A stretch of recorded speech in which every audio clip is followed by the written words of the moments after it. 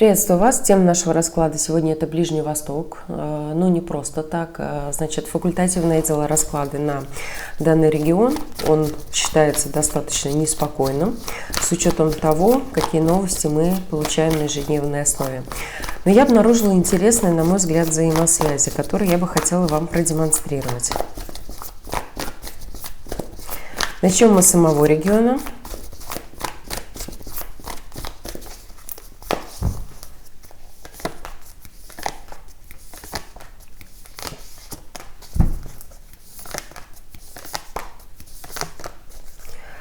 На дне колоды у нас восьмерка мечей. Сразу хочу прокомментировать восьмерку мечей. В различных аспектах она может звучать по-разному.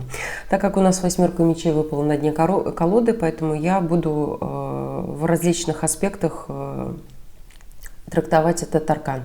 Значит, с точки зрения природы климата, это такая достаточно высокие риски по сейсмической активности. Все, что касается каких-то климатических проявлений, то это тоже сюда.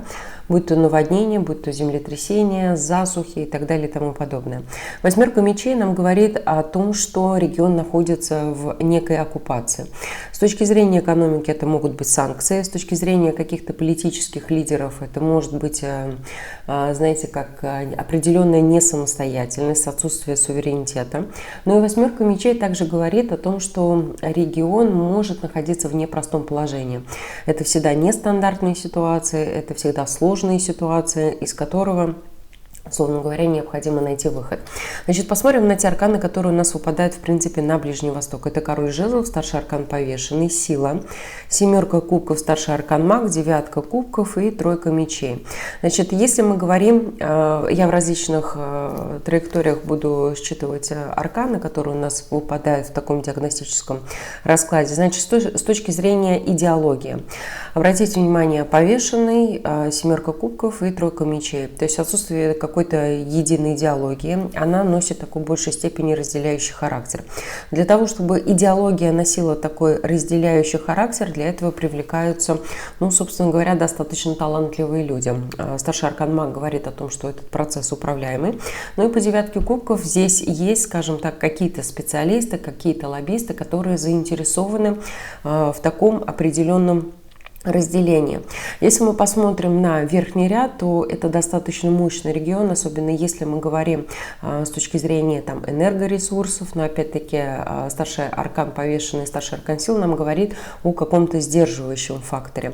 Старший аркан сила тоже нам говорит о том, что здесь может, это знаете как, с одной стороны это место силы, например, с другой стороны это показатель того, что такой достаточно воинствующий регион, но он находится в процессе ожидания, то есть в позиции укрепления, в позиции, скажем так, становления, набора сил. Попытки объединения действительно здесь присутствуют под какой-то общей идеологией, например, но, скажем так, есть противоборствующие силы. Давайте теперь посмотрим в контексте Британии и Соединенных Штатов Америки. Здесь, конечно, можно еще рассмотреть Евросоюз, Россию, Китай и какие-то другие страны, но это займет много времени. На мой взгляд, Британия и Соединенные Штаты имеют достаточно сильные позиции по региону, а также свои цели и желания. Начнем мы с Соединенных Штатов, с Британии и посмотрим Ближний Восток.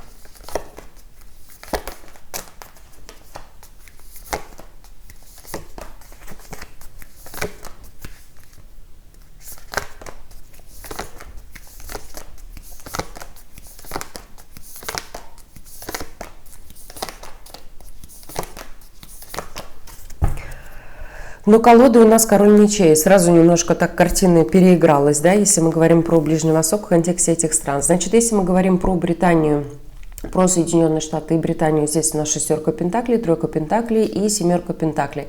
Совместная работа, здесь у нас могут быть претензии на все, что касается обмена денежных средств, распределения денежных средств, все, что касается, например, курсов каких-то местной валюты по отношению к международным валютам. Тройка пентаклей, семерка пентаклей говорит нам о том, что две стороны работают в команде, есть общие экономические интересы, особенно если касается касается это ресурсов, там, которые находятся, условно говоря, под землей, плюс агропромышленный комплекс. Если мы посмотрим Соединенные Штаты и Ближний Восток, значит, здесь у нас король жезлов, восьмерка мечей и восьмерка пентаклей. Работа, связанная с санкциями, особенно если мы говорим про энергетический сектор. Более того, здесь у нас идет подавление и ограничение лидеров стран, особенно тех стран, которые влияют на все, что связано вот с энергетическим сектором. Ограничения в плане промышленности, то есть если мы говорим про интересы Соединенных Штатов в контексте Ближнего Востока, то это добыча полезных ископаемых, но без возможности переработки. Поэтому все, что касается промышленных технологий, здесь могут быть либо санкции, либо какие-то ограничения. То есть отсутствие возможности для Ближнего Востока использовать добавочную стоимость. Если мы посмотрим на Британию в контексте Ближнего Востока, здесь у нас девятка жезлов, умеренность и девятка мечей. Есть определенные страхи и риски, что касается, скажем так, тех текущих позиций, текущих дел, которые интересны, условно говоря, Великобритании. Огромное значение здесь имеет все, что связано с защитой границы, обороны. Это в контексте Ближнего Востока работает и в контексте Британии. Еще, если мы говорим про старший аркан умеренности, девятка мечей, то есть и опасения, есть риски и опасения, связанные, например, с каким-то гуманитарным кризисом. Все, что касается природы, например, опять-таки возвращаемся к сейсмической активности, это могут быть какие-то засухи, здесь может быть нанесен урон.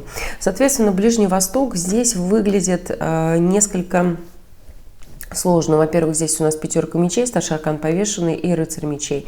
Эти арканы, которые говорят о том, что на Ближнем Востоке могут быть, ну вот, знаете как, военные действия, которые растянуты во времени, будут периоды, условно говоря, стабилизации, плюс какие-то резкие атаки. Это могут быть обстрелы, это могут быть какие-то террористические акты. В целом регион выглядит неспокойным. И, собственно говоря, со стороны Ближнего Востока будет попытка действительно стабилизировать отношения, особенно возвращаемся к энергетическому комплексу, особенно касается каких-то производственных мощностей, попытка выйти из-под влияния, что со стороны Соединенных Штатов, что со стороны, условно говоря, Великобритании. Если мы посмотрим на позиции и инструментарий этих стран, значит, что касается Соединенных Штатов, здесь у нас такая мягкая сила, лоббисты, различного рода группы, которые могут вести активную дипломатическую работу.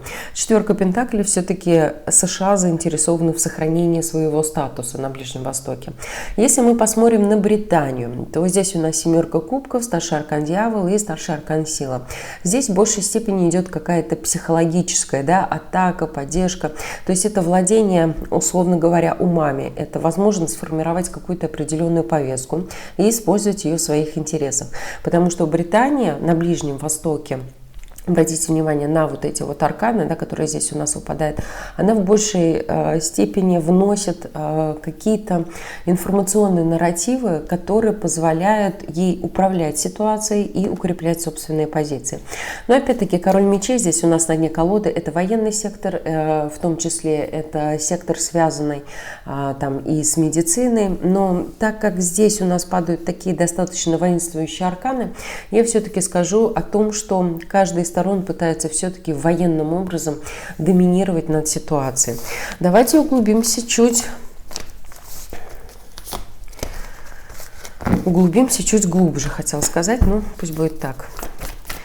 Посмотрим Иран и Израиль. Я здесь не совсем разобралась, потому что есть на Ближнем Востоке какие-то еще две силы. По странам я пока всем не прошлась, но своей целью вижу найти еще каких-то ключевых игроков, которые имеют значение на Ближнем Востоке и которые могут вносить определенные коррективы, особенно с точки зрения международных взаимоотношений. Итак, давайте посмотрим. Иран, Израиль и Соединенные Штаты. Дно колоды у нас четверка жезлов.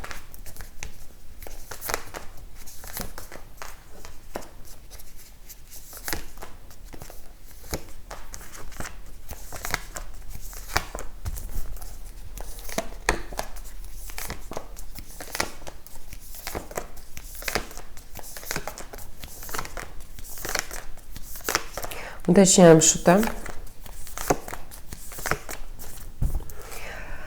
Четверка жезлов здесь у нас на дне колоды. Смотрим Соединенные Штаты Америки в контексте Ирана и Израиля. Пятерка пентаклей, семерка жезлов и старший аркан император. Если мы говорим про позицию Соединенных Штатов в контексте этих двух стран, то ситуация выглядит крайне неблагоприятно. Во-первых, это определенная потеря позиции. Это может быть, знаете, когда нет сил, нет возможности, нет времени, нет ресурсов сражаться в этом направлении. Семерка жезлов и император нам говорит о том, что ситуация может наносить, или выстраивание взаимоотношений с этими странами в контексте Ближнего Востока может наносить удар по правительству, по президентскому, например, аппарату. Здесь может быть реализована попытка успокоить, умиротворить ситуацию, особенно если мы говорим в контексте Израиля. Четверка мечей, паж кубков и королева жезлов.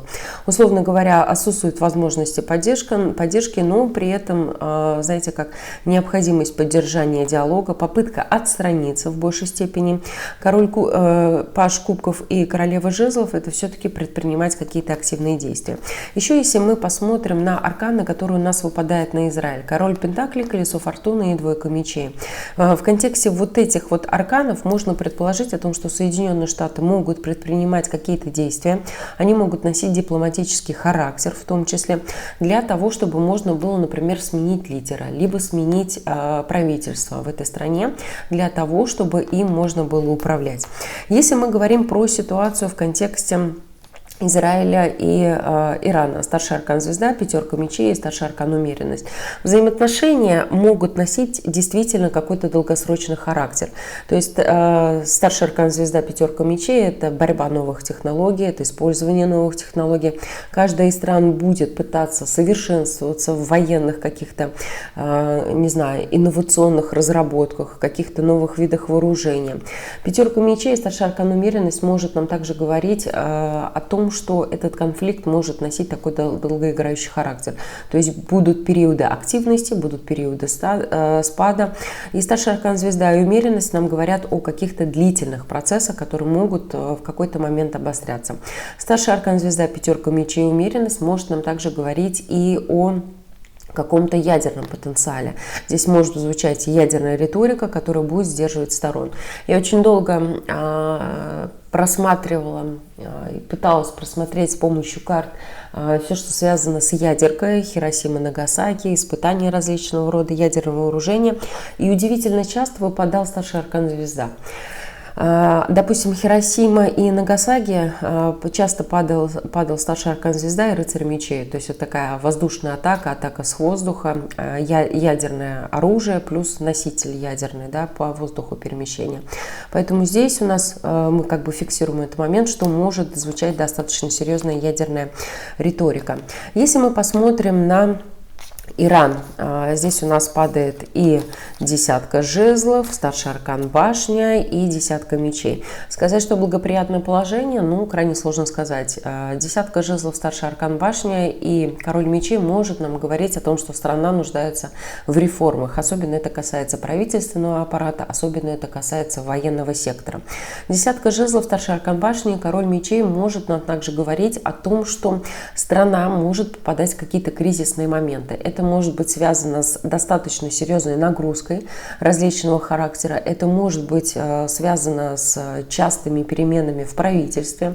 Более того, здесь у нас могут страдать достаточно серьезные инфраструктурные объекты, особенно если мы говорим про военный характер. Но тем не менее, десятка жезлов, башни и король мечей нам говорит о необходимости создания каких-то военных баз, труднодоступных, условно говоря. Если мы посмотрим на арканы, которые у нас выпадают с точки зрения Ирана и Соединенных Штатов. Старший аркан шут, рыцарь пентаклей и восьмерка пентаклей. Что в этом контексте промышленный сектор фактически не остановить. Да, здесь могут у нас прилетать так называемые черные лебеди. Они касаются прежде всего энергетического сектора, восьмерка мечей, король жезлов и шестерка пентаклей, что может дать какую-то дестабилизацию, особенно если мы говорим про энергетический рынок. И это тяжело скажется и для Ирана, и для Соединенных Штатов. Обратите внимание, здесь у нас десятка жезлов, а здесь пятерка пентаклей. То есть это такая достаточно сложная история, которая бьет и Иран, и Соединенные Штаты Америки. Тем не менее, это достаточно управляемый кризис, и это говорит нам, вот эти арканы еще говорят о том, что развитие промышленности, что для первой страны, что для второй страны, здесь будут ключевым аспектом. И первые будут концентрироваться в большей степени в военном секторе, а вот эти вот ребята тоже могут концентрироваться с точки зрения военного сектора, но все-таки в большей степени здесь идет какое-то такое вот экономическое плюс энергетическое сотрудничество с перебоями, но оно предусмотрено, потому что от этого зависит и Иран, и Соединенные Штаты Америки. На дне колоды у нас четверка жезлов. Четверка жезлов – это какие-то мероприятия. Значит, если мы говорим в контексте Соединенных Штатов, это организация различного рода митингов, особенно если мы говорим про Иран, это может быть создание трудностей для государства. Для Израиля это тоже может быть предвестником, потому что здесь у нас король Пентаклей, колесо фортуны, но здесь более по мягкому сценарию. Здесь все-таки попытка с помощью различного рода социальных масс, как-то поменять стратегию, возможно, где-то утихомирить лидера нации, либо правительственный аппарат. Еще четверка жезлов нам говорит о каких-то скрытых мероприятиях, которые были бы актуальны и для Ирана, и для Израиля, и для Соединенных Штатов, для того, чтобы можно было прийти к общему знаменателю. Теперь давайте посмотрим Британию. Я, на мой взгляд, допускаю действительно очень важную ошибку, когда не рассматриваю эту страну в контексте Украины, России, в контексте Израиля, Ирана и в контексте Тайваня и Китая и других различных конфликтов, которые у нас происходят на планете Земля.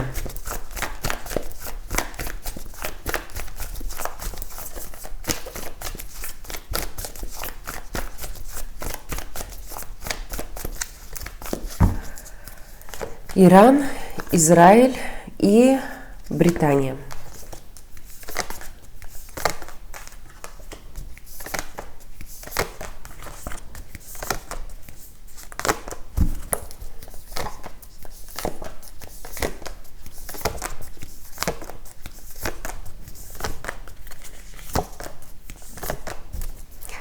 Тройка жезлов здесь у нас падает. Ситуация выглядит здесь неоднозначно. Вообще на Британии я пыталась, конечно, делать расклады. Мне крайне сложно считывать эту страну. Но давайте попробуем разобраться с тем, что здесь есть. Картина действительно несколько меняется, когда из расклада уходит у нас переменная, как Соединенные Штаты, и приходит, условно говоря, Великобритания. Значит, ситуация меняется и в контексте Израиля и Ирана, потому что возникают у нас следующие арканы. Двойка пентаклей, рыцарь кубков и десятка кубков. То есть здесь у нас идет регуляция взаимоотношений. Здесь у нас просматриваются вопросы сотрудничества, вопросы выработки общих решений. Более того, здесь у нас просматриваются еще и экономические какие-то аспекты, благодаря которым можно действительно урегулировать ситуацию. Если мы смотрим на взаимоотношения Великобритании и Израиля, обратите внимание, какие арканы здесь падают. Шестерка кубков, старший аркан влюбленный и тройка мечей. Не знаю исторические взаимоотношения Израиля и Великобритании, но здесь ситуация тянется в буквальном смысле из прошлого. То есть если мы посмотрим, что на одну, что на вторую позицию, есть определенный уровень неудовлетворенности какими-то прошлыми соглашениями. Просматривается элемент предательства и невыполнения каких-то, не знаю, либо договоров, либо договорных обязательств. То есть кто-то из них, а возможно оба, нарушили какие-то условия соглашения. И здесь обратите внимание, какие арканы здесь у нас выпадают на Иран и на Великобританию. Старший аркан маг, шестерка пентаклей, иерофант. То есть здесь в буквальном смысле идет сотрудничество на нескольких уровнях. Здесь экономическое сотрудничество, здесь сотрудничество на уровне, скажем так, идеологии, религии. То есть здесь у нас оказание какой-то поддержки, что первая сторона, что вторая сторона может действительно пользоваться поддержкой друг друга и восстанавливать взаимоотношения.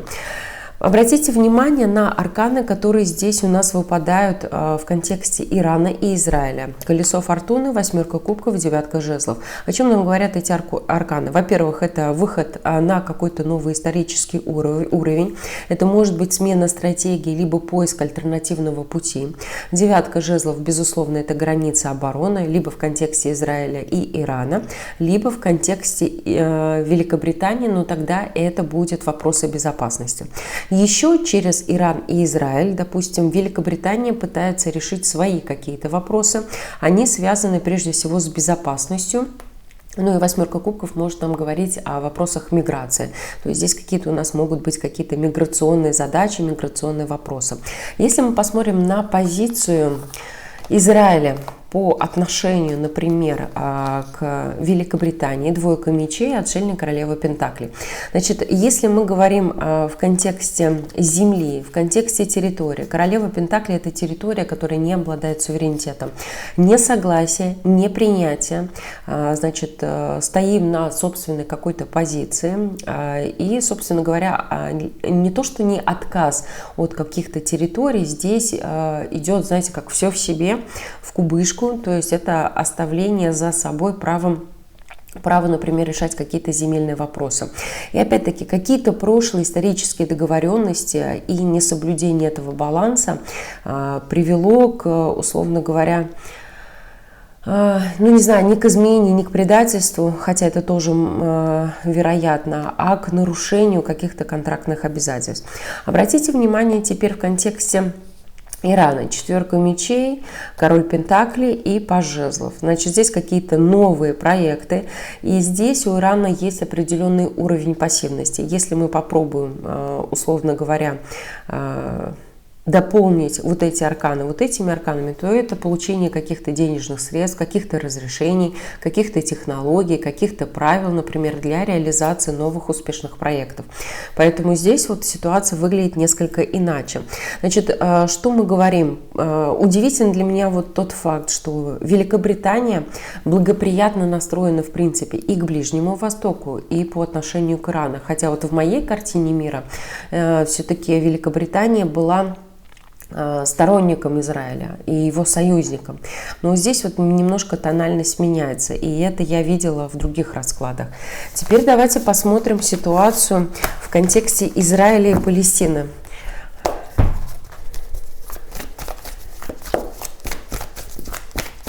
Да, для тех, у кого Палестина, слово Палестина вызывает шок, когнитивный диссонанс, можете дальше не смотреть.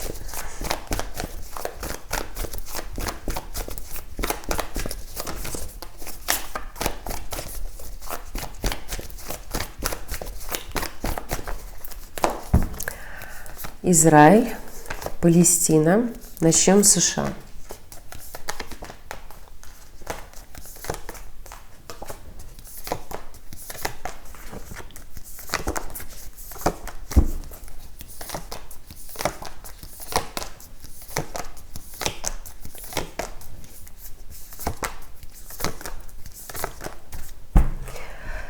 Паж пентаклей здесь у нас на дне колоды, и сейчас я прокомментирую в нескольких аспектах. Значит, смотрим Соединенные Штаты. Шестерка мечей, страшный суд, пятерка мечей. В контексте Палестины и Израиля здесь у нас преобладает все-таки в большей степени договорная какая-то позиция. И с этими заключить соглашение, и с этими. И этих каких-то ребят продвинуть, и Израиль, соответственно, тоже. Но шестерка мечей, страшный суд и пятерка мечей. Во-первых, Соединенные Штаты могут сталкиваться с определенными трудностями. Это могут быть проблемы в коммуникации, неправильно быть понятым. Например, это есть риск, условно говоря, участия в военном конфликте, и это нанесет какой-то определенный урон Соединенным Штатам и с точки зрения репутации, и с точки зрения каких-то исторических, например, перспектив, если мы в дальнейшем смотрим. Еще шестерка мечей, страшный суд и пятерка мечей может вызвать определенный кризис для Соединенных Штатов, особенно в контексте Ближнего Востока. Значит, шестерка мечей – это у нас все, что касается вопросов в коммуникации, какая-то удаленная коммуникация. Здесь у нас могут прерываться каналы, которые Соединенные Штаты выстраивали так достаточно долгое время с исторической точки зрения. Шестерка мечей, страшный суд и пятерка мечей могут возникнуть кризисы, особенно все, что касается логистики. Это самолеты, это корабли, это различного рода передвижения. И это, условно говоря, определяет стратегию для Соединенных Штатов. Значит, в контексте Палестины двойка мечей, старший аркан влюбленный, король кубков. Пассивная поддержка, пассивное укрепление позиции Палестины, но за счет союзников. Либо союзников Соединенных Штатов, либо союзников Палестины. Такая достаточно активная дипломатическая работа по попытке урегулировать. Значит, на дне колоды у нас Паш Пентаклей. Паш Пентаклей в контексте Палестины может звучать как определение какого-то документа, например, какого-то соглашения, потому что здесь у нас может фигурировать задача что-то подписать. Но по двойке мечей это такая, знаете, неактивная какая-то поддержка.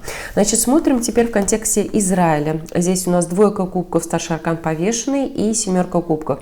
Ну, про репутационные я потери сказала. Значит, это воздействие на Израиль с помощью дипломатии, с помощью попытки пересмотреть ситуацию. Но обратите внимание, старший аркан повешенный и семерка кубков. Это здесь может наноситься какая-то, скажем, даже не, как это правильно сказать, такое мягкое воздействие через средства массовой информации, через пропаганду. И в контексте Израиля это может означать не подписание соглашения, а это может означать либо смену правительства, либо смена, например, действующего лица. Опять-таки вот идет подтверждение о том, что будут прикладывать какие-то усилия по смене верхушки, если мы говорим про Израиль. Про Палестину отдельно хочу прокомментировать. Здесь у нас десятка мечей, Паш мечей и шестерка жезлов. Высокий уровень смертности, особенно если мы говорим там в контексте разведки. Тем не менее, будут какие-то успехи у Палестины там, в нанесении ущерба, либо достижении каких-то поставленных целей. Еще, если мы говорим про Палестину, десятка мечей, Паш мечей и шестерка жезлов может нам говорить о фиксировании там, высокого уровня смертности, военных каких-то, например, там, преступлений. Паш мечей, шестерка жезлов – это фиксировать, анализировать и нести информацию. Поэтому здесь, с точки зрения международного какого-то сообщества, могут быть действительно какие-то резонансные случаи. Мы смотрим, теперь у нас арканы выпадают на Израиль. Значит, здесь у нас старший аркан мир, верховная жрица и тройка пентаклей. Значит, в контексте Соединенных Штатов и в контексте Соединенных Штатов здесь не все так однозначно, потому что если Соединенные Штаты могут пытаться влиять на Израиль в контексте, например, там средств массовой информации, то Израиль в том числе имеет огромным преимуществом и потенциалом для оказания давления и влияния на Соединенные Штаты.